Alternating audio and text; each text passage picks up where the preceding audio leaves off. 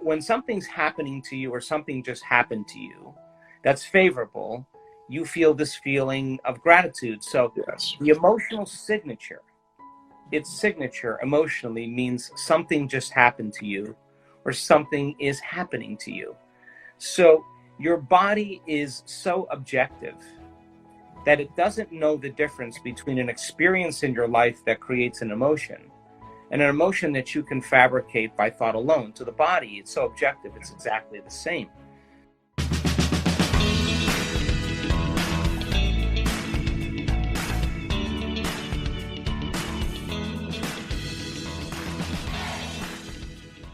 You know, I think that the moment we switch on that system for alert or for emergency, we alter ourselves in some way. And all of that response that we have to an environment that we perceive as threatening or dangerous pretty much causes us to move out of balance. And when you're out of balance, you're in survival. And when you're in survival, you want to rush to get things done. You can't be present. You know, you believe everything that equal to the feeling of fear or hostility because information is relevant to you in that emotional state. So teaching people then that they have some type of control over that sympathetic response, that emergency system that switches on, is preparing you for something you can't predict. Yeah. Something that's an unknown, something that you can't control. And that survival system causes us to move more into our animal nature. And we're tapping our body's vital resources for health and regeneration. So short term, it's great, but you keep doing it over and over again, you start becoming more and more conditioned to that rush of energy. So teaching people how to self-regulate, teaching them how to move back into the present moment, teaching them that they can shorten their responses. It's really not that you react. I mean, we all react. The question is, how long are you going to react for? Because if you keep that reaction going, then you can't perceive any change in your environment. You won't have any ability to heal. So you become more affected by your environment. So simple process of getting back into the present moment, self-regulating, trading that fear for some other emotions. Yeah. And that's doing the work and right. The practice. And that's what we should be doing, because now we have energy to heal. We have energy for growth and repair. We have energy to create now. And Mm-hmm. we're not losing energy now. We're gaining energy. And Yeah. that signals the immune system, as we talked about. And that's what causes T cells to make antibodies and antigen, the immunoglobulins that fight antigens. And now your internal defense system can take care of the micro world, Yes. where there are invaders, where there are attackers, and you have energy to heal. And your immune system, as we said, is always combating viruses and bacteria. And if you're less responsive to your environment emotionally, then you're less responsive to your environment physically, and you have more energy. And people just need to know the information, because that empowers them to begin to make different choices. And now that you know, you can apply knowledge and make a different choice, demonstrate a different behavior, create a new experience, and that new experience creates a new emotion.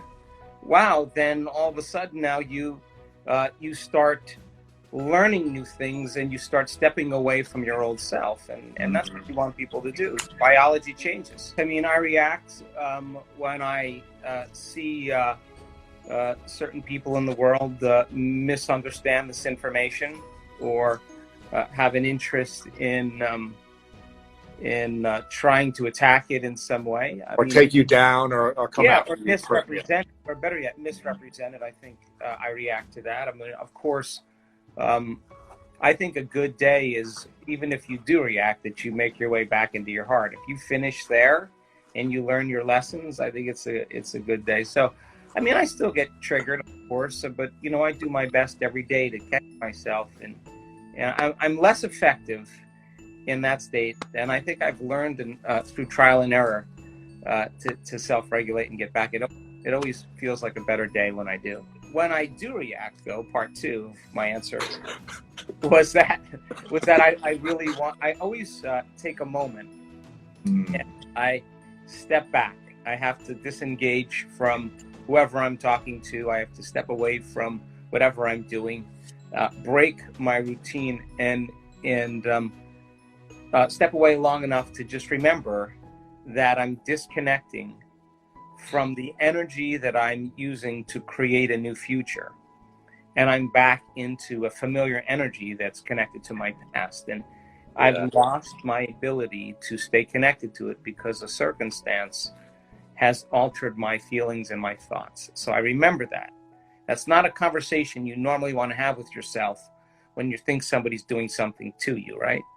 But I know the alternative just leads to a day that spirals downward. So then I close my eyes or I step away for a minute and I just put my attention back in my heart. And the first thing I work on is changing the way I breathe, to become conscious, moving the body out of danger, out of threat, teaching it how it can be safe again, to self-regulate, to slow it down into the present moment and start breathing. And when you slow your breath down, you slow your brain waves down. And when you slow your brain waves down, you're slowing down the system of arousal. And your heart actually influences that. So then once I feel my connection to my heart, then I start thinking about the emotions that I'm using to create that future, whether it's gratitude, whether it's freedom, whether it's awe or a mystical moment or whatever. And I just bring up that energy back into my heart and I tune in to that energy that I've become familiar with because I do it enough times. And I remember I'm connecting to the energy of my future again. You know, this last year, we have seen so many incredible outcomes, from blind people seeing to deaf people hearing to numerous people with stage 4 cancers going to remission, tumors disappearing on the spinal cord, on the breast and lungs and the brain. We have seen serious conditions, tumors in children disappear. I mean, it's been a crazy time. But I can tell you a quick story about a woman who is a nurse in London, and she had a stroke, and it was right under the optic nerve, and it caused blindness in the left lower quadrant in both eyes, like from 6 o'clock to 9 o'clock. She was clinically blind as a result of the stroke, and she lost her driver's license. She couldn't function as a nurse anymore. She couldn't type, compromised because she was diagnosed as legally blind. So her life changed dramatically, and so she went to all the doctors, and the prognosis is pretty straightforward. If you don't see many changes after 2 weeks, you're probably not going to see many changes after that point. And so a year went by. She was asking all her colleagues. I mean, I think if you want a good doctor, ask a nurse. Nurses know good doctors. And so she went to all the good doctors that she knew. Get used to it. It's probably going to degenerate over as you age. And one of the doctors said, "Hey, why don't you go to this Dispenza event? I'll go with you." So they came. So they did the course, the preliminary course, and they came prepared. And it didn't even occur to her that she wanted to heal her vision. She was more interested in just learning how to cope in her life, and she wanted to start a nonprofit, but she was curious. That's what she thought, that she would be a better person. So halfway through the event, it occurs to her, maybe I could heal this thing. Wow. And she's in a walking meditation, and she gets lit up and inspired. She goes into the next meditation in the late morning. She finishes the meditation, she lays down, and she has this crackling sound in her brain, and with this kind of temperature change. When she opens her eyes, she has complete recovery Wow. Of her blindness. We have the medical scans to show that the before scan of her eyes is all black between 6 o'clock and 9 o'clock. The Monday after the event, on the Monday morning, there's not one black spot on the post-scan in either eye. So she had complete recovery, a complete change. And we just saw her in Munich in February. She was one of the volunteers and still doing very well. We've done research on gratitude, and it's very interesting because when you receive something, you've just received something, when something's happening to you or something just happened to you that's favorable, you feel this feeling of gratitude. So Yes. the emotional signature, its signature emotionally means something just happened to you or something is happening to you. So your body is so objective that it doesn't know the difference between an experience in your life that creates an emotion and an emotion that you can fabricate by thought alone. To the body, it's so objective, it's exactly the same. So when people start to feel gratitude, their body is believing that something favorable is going to happen to them, that is happening to them, or has already happened to them. Really? The emotional signature of gratitude is the perfect signature or the state of energy to receive.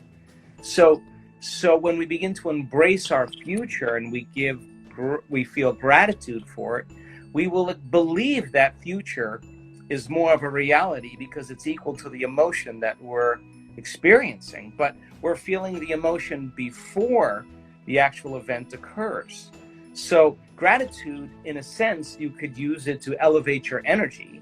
And when you do, just 10, 15 minutes a day, you'll strengthen your immune system by 50%. Just because your body starts to put energy right in your heart center. And there's a gland in there that we talked about in your show called that gland that has an endocrinological aspect and an immunological aspect. And it begins to signal chemicals that tells your T cells, strengthen. You got energy to like modify and create more receptors for anything coming out. And now your inner environment is doing that, and your T cells make these antibodies, these immunoglobulins that are the body's natural flu shot. It's proteins that protect cells, especially immune cells. And now you have an internal army, an internal order that will be greater than the environment. And now you have strength, and you, from a suggestibility standpoint, you only accept, believe, and surrender to thoughts equal to your emotional state.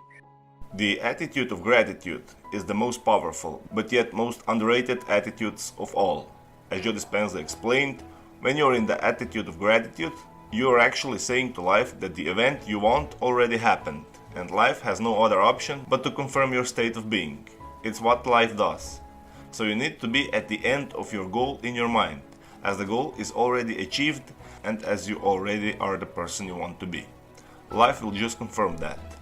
I hope this advice by Dr. Joe Dispenza will encourage you to start with practicing the attitude of gratitude, because there is really nothing to lose. You can only gain great benefits from this. And after all of this is already proven it works by Dr. Joe Dispenza and many other scientists. So why not try? If you like this video, give your thumbs up and subscribe. Did you have experiences with this? Did you practice the attitude of gratitude already? Share your experiences with us in the comments below. You can even become a Good Vibes member by joining our channel. Press the join button and take a look of great benefits that you can gain as a member. Stay good and have a great day.